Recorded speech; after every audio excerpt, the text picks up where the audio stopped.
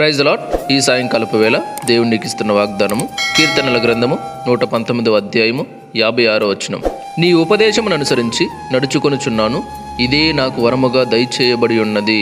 ఇక్కడ దావీదు గారు వాక్యం ద్వారా చెప్తున్నారు ఏమంటే, నీ ఉపదేశమును అనుసరించి నడుచుకొనుచున్నాను, ఇదే నాకు వరముగా దయచేయబడి ఉన్నది అంటున్నాడు అనమాట. చూడండి, దేవుని వాక్యాన్ని, దేవుని ఉపదేశాన్ని అనుసరించి నడుచుకోవడము ఒక వరముగా ఆయన భావిస్తున్నాడు. ఎందుకు అంటే, మనిషిగా మన ఆలోచనలు, మన తలాంతులను బట్టి మనం నడుచుకున్నామంటే ఖచ్చితంగా ఎక్కడో ఒక చోట పడతాం, తొట్టిల్లిపోతాం, పాపంలో పడిపోతాం కదా. మన ఆలోచనలు, మన క్రియలన్నీ ఎలా ఉంటాయంటే దేవునికి మనల్ని దూరం చేసేలాగే ఉంటాయి, కానీ దేవునికి దగ్గర చేసేలా ఉండవు. కానీ నువ్వు ఎప్పుడైతే దేవుని ఉపదేశాన్ని అనుసరిస్తావో, దేవుని ఆజ్ఞలకు లోబడతావో, దేవుని చిత్తానుసారంగా ప్రవర్తించడానికి ప్రయత్నిస్తావో, అప్పుడు అది నీకు ఒక వరముగా మార్చబడుతుంది. ఎలా అంటే, నువ్వు దేవునికి లోబడి జీవిస్తే నీకు ఇంకా దేవుని విషయమై సమస్తమునికి సాధ్యమే. ఎందుకంటే దేవుడు చెప్పాడు కదా, నమ్మిన వారికి సమస్తము సాధ్యమే అని.